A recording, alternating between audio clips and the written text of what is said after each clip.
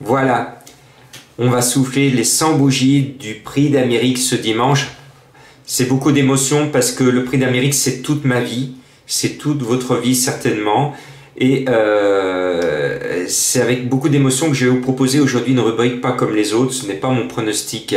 On va inverser les rôles. C'est vous qui allez trouver la bonne arrivée du Prix d'Amérique. Pour cela, eh bien, je vous propose de peser le pour et le contre entre tous ces chevaux. C'est vous qui allez prendre votre décision et dans une autre vidéo, je vous donnerai mon avis à moi, mais c'est à vous de décider, c'est vous qui jouez. Alors vous allez me dire, Jean-Marc, qu'est-ce que vous pensez d'Excellent le numéro 1? Eh bien, on le sait tous, Excellent, c'était la grande révélation de la fin d'année 2019. C'est un cheval qui est sur la montante, il a été éblouissant, sauf la dernière fois où il s'est montré très rapidement fautif. Et là aussi, c'est son talon d'Achille. On sait qu'ils partent tous sur la même ligne tout à l'heure et que la moindre hésitation au départ sera fatale. Donc, c'est vraiment son talon d'Achille, le départ. Mais en tout cas, c'est un cheval qui est sur la montante. Il a encore de la fraîcheur. Il a été éblouissant. Et puis, son nom est merveilleux, Excellent. D'ailleurs, ce sera le cheval de Madame Colombo. Chut, je ne vous l'ai pas dit en avant-première. Elle m'a dit, de toute façon, Excellent est excellent.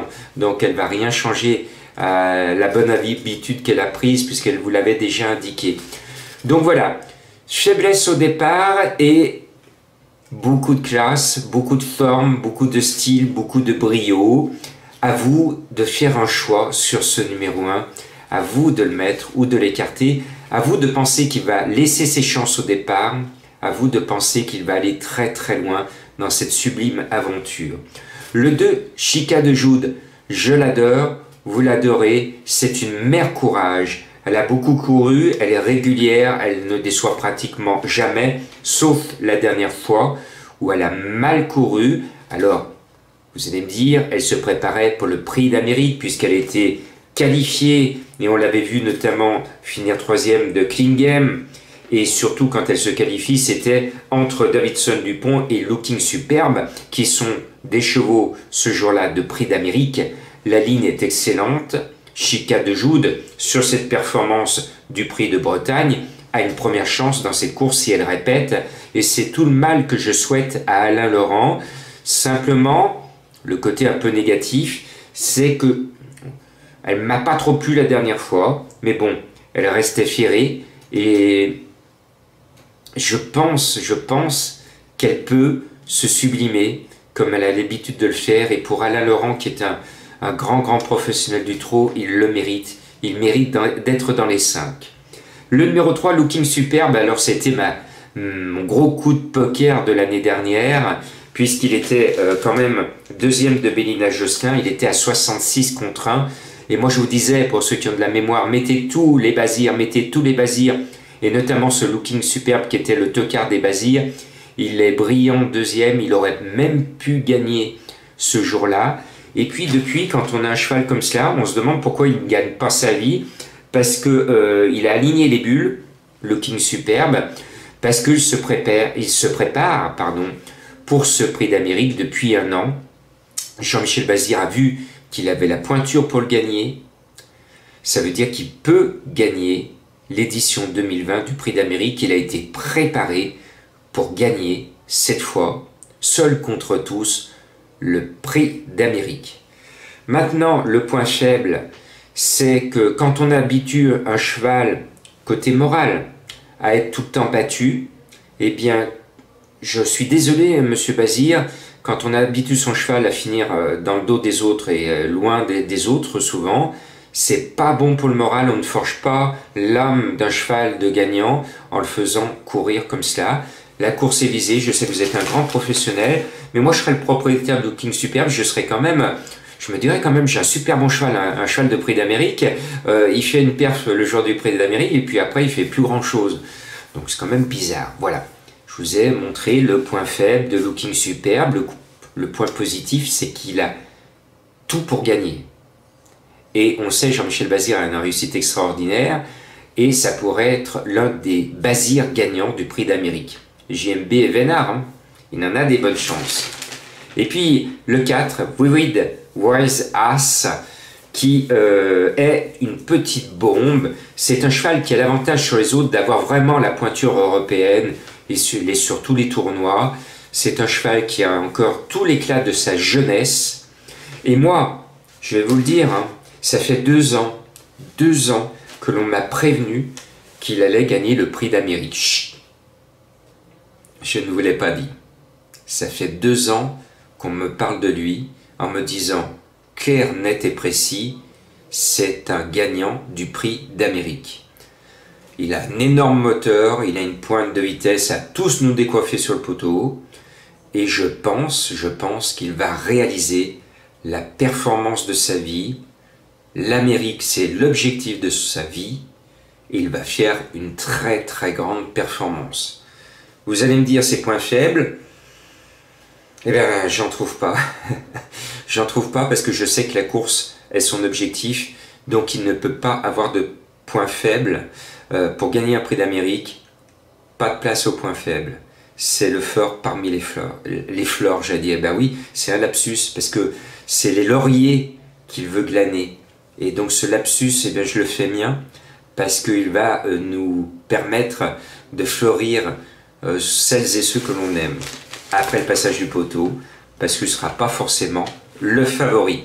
Et puis, Nino du Pomereux, c'est le numéro 5. C'est un cheval qui nous était annoncé qualifiable tout de suite au début de l'hiver, et puis il a fallu attendre sa course du Prix de Belgique pour le voir enfin se qualifier avec certitude derrière Bélina Josselin et devant un certain Davidson Dupont qui ce jour-là était ferré.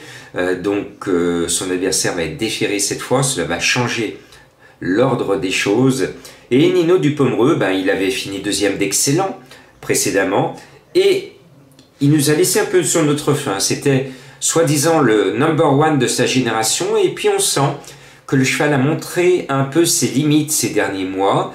C'est un grand champion, c'est un super cheval, mais il n'a peut-être pas la pointure pour entrer dans la légende américaine.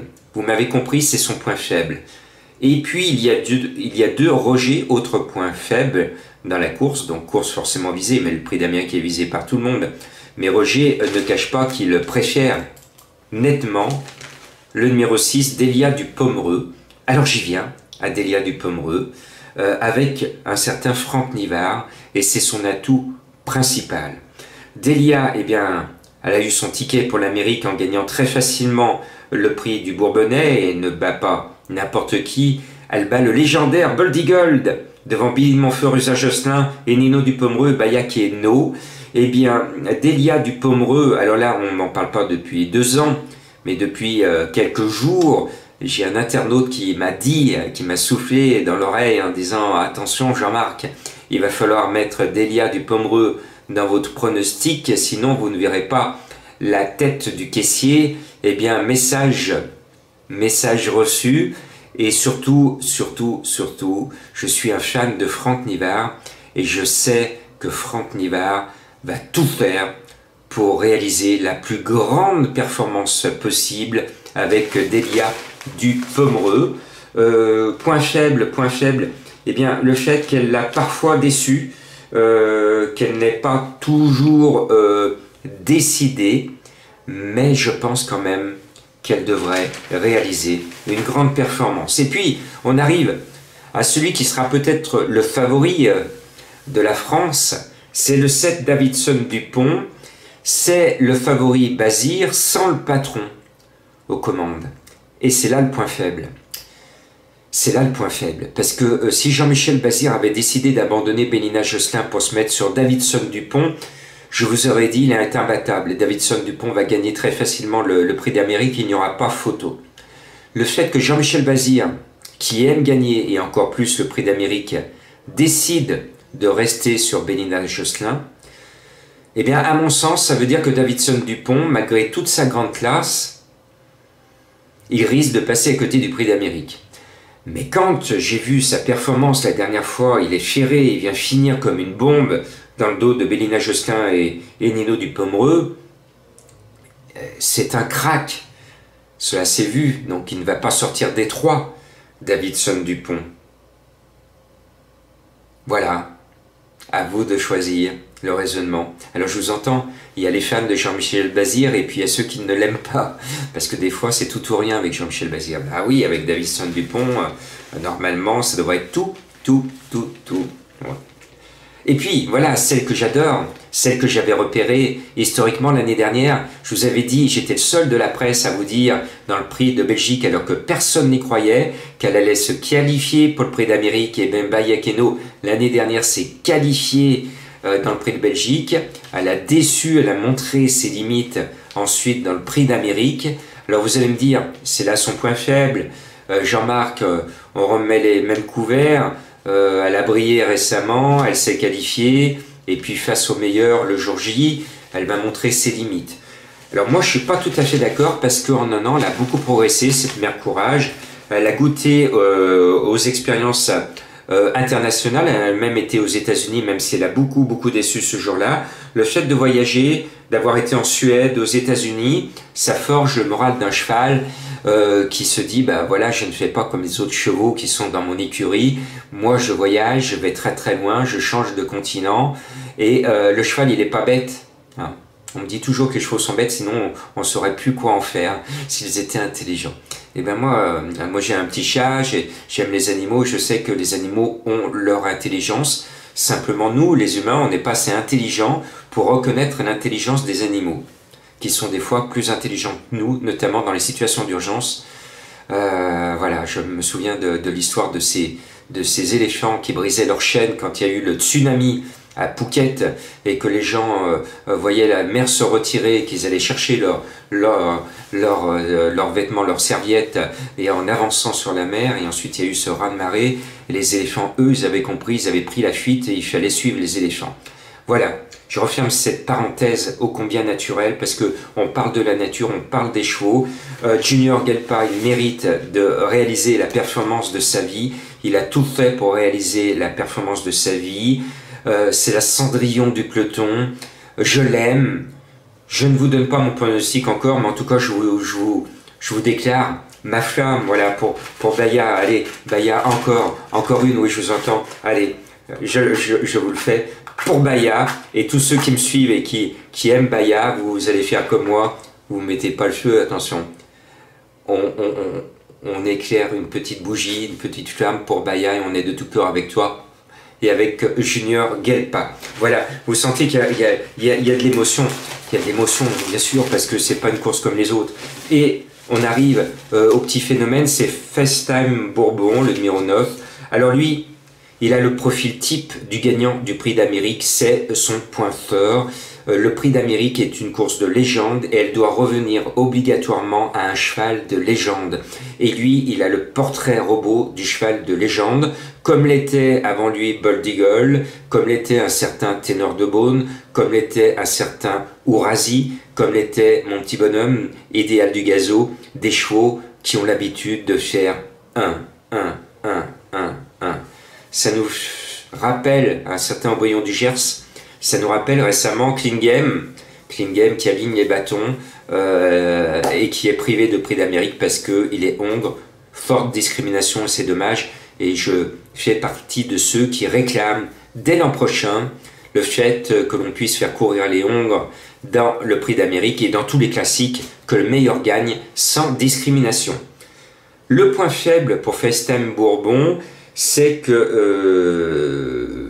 bon, il ne bat pas grand-chose, excusez-moi de la remarque, il bat les chevaux de sa génération, mais il ne bat pas grand-chose. On a un petit doute sur sa valeur de battre les grands champions internationaux, ceux qui sont aguerris aux plus durs combats européens et même mondiaux. Donc il a une certaine faiblesse dans son papier parce qu'il bat Flèche du Yucca. Dernièrement, Flèche du Yucca n'aura aucune chance dans le prix d'Amérique. Il bat Frisbee Dame, précédemment Fakir du Loro. Bon, c'est bien Fun Quick, mais c'est des chevaux qui n'auraient rien à voir dans le prix d'Amérique cette année. Il rebat précédemment en Finlande Frisbee Dame, qu'il aime bien. Frisbee Dame, encore une fois. Falcao de Lorma. Et voilà, vous l'avez compris, il bat ses contemporains, ni plus ni moins. Donc un doute, a-t-il vraiment la pointure? À mon sens, oui. Je viens de vous démontrer son point faible. Mais c'est le portrait robot du cheval de légende qui va gagner très facilement le prix d'Amérique et qui va continuer sa série après. Il a toute la fraîcheur de la jeunesse et il a tout pour lui. À lui d'en profiter. Allez, on passe maintenant au numéro 10. Alors, Milligan School, c'est un gros tocard, mais attention, selon mes confrères, mais il n'y a pas de gros tocards dans le prix d'Amérique. Ce sont les meilleurs qui sont au départ. Donc on lui doit le respect. Alors il nous vient de Suède. C'est un cheval que j'ai un peu repéré. Et surtout ce que j'ai repéré, c'est que son entraîneur est chaud bouillant. Le cheval a cette course en tête depuis pas mal de temps. C'est le rêve de son entourage de disputer le prix d'Amérique. Je peux vous garantir qu'ils ont tout fait pour amener le cheval au top du top. Et ils y croient, point fort. Et attention, on l'a vu, moi je me rappelle de l'édition remportée par un certain Oyonnax. Je n'ai jamais digéré ce prix d'Amérique, ça a été le pire prix d'Amérique que j'ai vu dans ma vie, avec les deux premiers à plus de 100 contre 1, dont Oyonnax. Et j'étais brouillé avec Oyonnax, il m'avait gâché tout mon plaisir. Après je voulais plus entendre parler d'Oyonnax parce que j'adore le prix d'Amérique, mais alors ce prix d'Amérique là, non. Non. Oyonnax, c'était un vrai cauchemar de le voir gagner. Tant mieux pour son entourage, bien entendu. Mais il n'y avait rien de logique dans cette histoire. Les deux premiers n'avaient rien de logique. Eh bien, attention, s'il y a une surprise, s'il y a une énorme surprise, elle viendra de ce numéro 10 qui a démontré beaucoup de qualité en Suède. Il a un énorme moteur, il a une super pointe de vitesse. Et quand il y va, il ne fait pas semblant, il enroule. Et il va vite. Attention. Ne vous bercez pas d'illusions. On vous vend un prix d'Amérique couru d'avance. Il y aura certainement une très grosse cote. Et vous verrez, au moment de mon pronostic, mon coup de cœur, parce que je l'ai déjà, mon coup de cœur, sera au moins à 50 contre 1. Voilà, mais là, chut, je ne vous le dis pas encore. Et puis, il y a le 11 Vitruvio. C'est un cheval que l'on connaît bien, plus dans les gros quintés. C'est un Européen, on le voit beaucoup en Italie, il va en Norvège, il vient en France. Mais c'est un cheval qui ne m'a jamais ébloui, et là c'est un peu son point faible. C'est un cheval qui, malgré toute sa bonne volonté, toute sa classe, tout l'estime de son entourage, il n'y a rien d'emballant. Ça, c'est son point faible. Mais attention, ça fait aussi très longtemps qu'on m'a dit que c'était un grand crack. Et un jour ou l'autre, il va en faire péter une au plus haut niveau en France. Alors pourquoi pas dans le prix d'Amérique, mais je suis pas trop emballé. Voilà. Et puis Usage Jocelyn, c'est votre numéro 12. Usage Jocelyn, je me disais, elle aurait mieux fait de courir le prix du Luxembourg samedi que le prix d'Amérique dimanche pour se préparer pour le prix de France, puisque son objectif, puisqu'elle adore les courtes distances, c'est le prix de France. Mais elle a gagné en maturité, maintenant elle arrive à tenir les longues distances, et voilà. Et puis la dernière fois, dans le prix de Belgique, il y croyait un petit peu, et puis elle finit seulement 7e.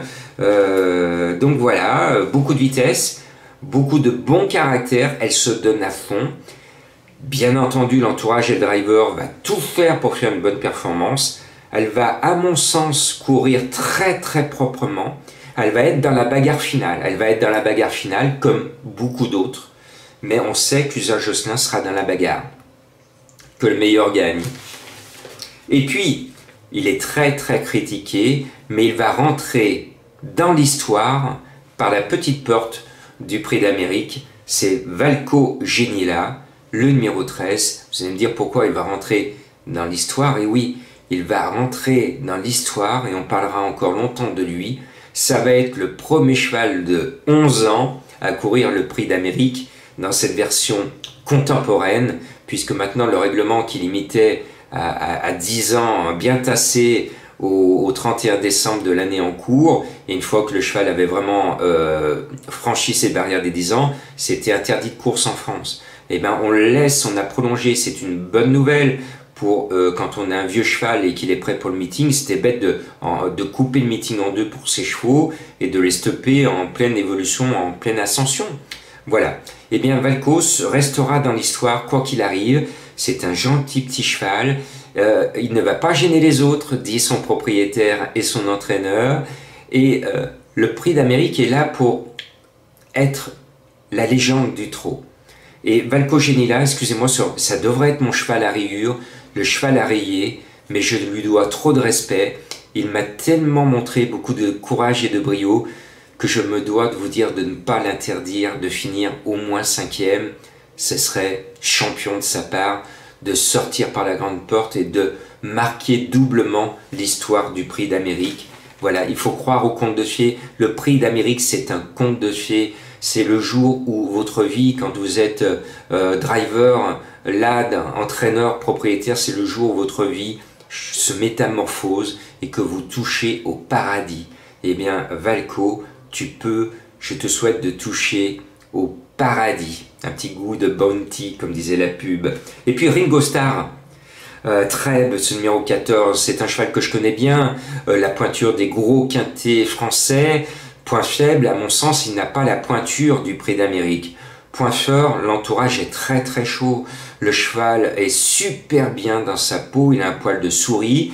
Lui aussi a été amené au top et il va faire la course de sa vie. Cela veut dire, et vous le comprenez, que ce Prix d'Amérique est beaucoup plus ouvert que ce que l'on veut vous vendre sur le papier dans tous les pronos qui se ressemblent. Ringo Starr Trèbes, joli nom. Jolie musique et peut-être jolie performance sur le poteau. Et puis voilà une autre mère courage, c'est le 15, Billy de Montfort. Billy de Montfort, vas-y Billy, Billy, ça me rappelle un crack au trot monté. Eh bien, Billy de Montfort, je crois qu'elle va taper fort, elle va faire très fort. Ça va fort Billy. Parce qu'elle m'a ébloui en 2 occasions. Dans le prix du Bourbonnais, elle a été malheureuse selon son driver. Gélormini, elle aurait dû gagner ce jour-là. Et le driver, il était fou de joie la dernière fois quand il gagne le prix de Bourgogne. Billy, elle a gagné à la manière des forts. Et ce jour-là, quand j'ai vu le style de sa victoire, je me suis dit... Jean-Marc, ce n'est plus le même cheval que tu connaissais, cette mère courage, qui était toujours 3, 4, 5, 6, des grands classiques, des grands quintés, elle peut faire le tour européen des hippodromes, être toujours dans les 3, 4 premiers, cette mère courage que l'on aime, que l'on adore, mais il lui manquait la petite étincelle. La petite étincelle, eh bien allez, vous m'avez compris, eh bien cette étincelle, Billy de Montfort, elle a démontré qu'elle l'a. Elle a beaucoup de clash. Je viens d'en casser mon allumette. Je suis là aussi pour dire qu'il faut s'amuser à jouer. Le jeu, c'est un jeu. Et qui dit jeu, dit amusement. Donc je m'amuse beaucoup à vous dire que cette étincelle, cette flamme, c'est ce qui fait toute la différence de Billy de Montfort en ce mois de janvier. Elle a changé complètement de comportement. Elle est devenue la championne des championnes. Et je crois qu'elle va rentrer dans la légende. Je crois qu'elle va rentrer dans la légende. Vous m'avez compris? Chut. Allez, on continue. On va passer après cette Billy de Montfort qui a 15 à la tenante du titre Bélina Josselin, le numéro 16. Je vous avais dit la dernière fois dans le Prix de Belgique, Jean-Michel Bazir va lui poser la question. Elle va montrer son vrai visage. C'est ce qu'elle a fait. Elle m'a donné raison en gagnant facilement. Elle est magnifique. Moi, cet hiver, Bélina Josselin, elle me tape dans l'œil. Je serais cheval, et je dirais... voilà, hein, point de suspension. Elle est splendide, elle a une robe splendide. Elle a été préparée avec minutie par Jean-Michel Bazir. Et si Jean-Michel Bazir ne se met pas sur le sulky de ses autres pensionnaires, c'est qu'il estime que Bélina va doubler la mise. Et point faible de Bélina Josselin, c'est-à-dire qu'elle ne s'est pas donnée à fond, elle s'est réservée pour cette course. Moi, je ne suis pas partisan de ce genre de préparation. Et puis le point fort, c'est que Jean-Michel Bazir a les dieux du turf qui se sont penchés sur son berceau à sa naissance. Et Jean-Michel Bazir est comme certains grands professionnels, ce sont des gens qui sont hors du commun. Ce sont des hommes et des femmes hein, qui sont hors de commun. Ces grandes championnes, ces grands champions dans toutes les disciplines, ils ont quelque chose que nous autres, humbles mortels, nous n'avons pas. Eh bien eux, ils ont cette petite touche de divinité en eux qui font qu'ils se subliment. Et Jean-Michel Bazir est quelqu'un qui se sublime. Il est revenu de là où certains ne reviennent pas, puisqu'il avait été victime d'un AVC. Et j'ai beaucoup de respect pour JMB, même si on le critique souvent, même si on lui reproche de nous ruiner parce qu'il est premier ou distancé. Je crois que JMB mérite, comme à l'époque Jean-René Goujon, d'inscrire encore son nom au palmarès du Prix d'Amérique. Voilà. Donc, de tout cœur avec JMB, vas-y, montre-nous que tu es un extraterrestre. Moi, je le sais depuis longtemps que tu es E.T., Jean-Michel. Et puis après, Propulsion, le numéro 17. Alors là, point fort, le point fort des points forts, c'est que Propulsion est certainement de tous les chevaux au départ, le cheval qui a la plus grosse expérience internationale. Il s'est pris tous les grands chocs européens et mondiaux. Il a toujours été là au grand rendez-vous, même dans le Prix d'Amérique. C'est lui qui a le plus d'expérience et je peux vous dire que Propulsion, il va faire une performance extraordinaire comme il en a l'habitude. Il n'apporte de personne, il ne va pas rater son départ, il va courir à la manière des forts et il va regarder tout le monde dans le blanc des yeux. Personne ne lui fait peur et j'ai appris, j'ai vu un petit peu les commentaires que beaucoup ont été déçus de son récent comportement du 11 janvier en Suède et que beaucoup se disaient, j'ai vu les échos de mes confrères, notamment de la presse étrangère, se poser la question, est-ce que Propulsion va courir le Prix d'Amérique? Ben oui, il le court parce que c'est son objectif et que je peux vous le dire, le cheval n'est absolument pas diminué, on peut le suivre donc en confiance. Là aussi, c'est un grand champion, son expérience, son coffre, son moteur, sa générosité et sa grande classe peuvent lui permettre de gagner le Prix d'Amérique. Prix d'Amérique couvert. Et puis je vous parlais, et je vais terminer là-dessus, et c'est là où vous allez trouver votre gagnant, puisque je vous ai proposé de trouver votre gagnant. C'est à vous de faire votre pronostic, vous pourrez les mettre ensuite pour me défier quand je vais vous donner ma sélection en disant Jean-Marc, on fait une partie de bras de fer, allez, on fait un petit concours de pronostics. Pour une fois, moi qui vous dis, ne mettez pas des comptes pronostics, mais là, pour une fois, je vous invite à le faire parce que je voudrais voir sur ce film que je vous mets un petit peu ce que vous avez repris de bon ou de pas bon dans mon analyse pour savoir comment vous avez vécu mon analyse et ce qui en ressort selon votre sensibilité à vous. Donc, eh bien, Boldy Gold, il a tout pour entrer dans la légende puisqu'il est déjà dans la légende. Il a écrit la légende. L'avantage, le gros avantage qu'il a par rapport aux autres, c'est qu'il n'a plus aucune pression. Il y avait énormément de pression sur tous les prix d'Amérique qu'il a gagnés ou qu'il a perdus. Et là, cette année, il est pépère, aucune pression. Et là, pour lui, c'est un énorme avantage. Il a tout montré, il a pratiquement tout gagné. Il a gagné un peu en expérience et au niveau international. Et on l'a vu quand il a gagné au Canada, moi je l'ai vu gagner dans des conditions climatiques difficiles et sur une piste qui n'était pas faite pour lui et sur une distance, le mile, qui n'est pas fait pour lui non plus. Et il a montré, comme l'avait fait Idéal du Gazo en gagnant aux États-Unis, qu'il pouvait aussi briller en dehors de nos terres. Et Boldy Gold, cet aigle que nous adorons, eh ben je pense qu'il peut gagner le Prix d'Amérique.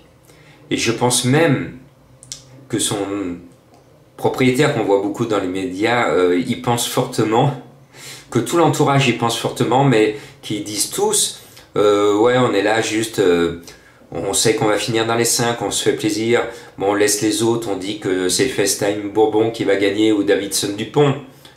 Mais soyons sérieux, tout l'entourage de Boldy Gold a fait en sorte que Bold soit égal à lui-même et qu'il gagne le Prix d'Amérique. Et je pense que ceux qui vont le jouer battu risquent de prendre un risque parce que moi qui avais pronostiqué sa défaite quand il a été battu, parce que j'avais vu quand il avait couru l'Éthiopète qu'il avait eu un coup au moral et toutes les semaines et les mois qui ont suivi, il avait perdu son âme de gagnant et j'étais le seul avoir remarqué cela. J'étais le seul à chaque fois qu'il courait, notamment les gros quintés, de vous dire Bold va être battu, Bold va être battu, Bold va être battu. Eh bien, toute sa série de défaites, je les avais toutes pronostiquées. Eh bien, peut-être que je serai l'un des rares à vous dire que Bold Eagle a toutes ses chances de gagner le Prix d'Amérique 2020. Voilà, notez bien cette réflexion. Le Prix d'Amérique, c'est une course de légende et seul un cheval de légende peut l'emporter. Et il se trouve que Bold Eagle est une légende vivante. À vous de faire vos jeux. Rien ne va plus.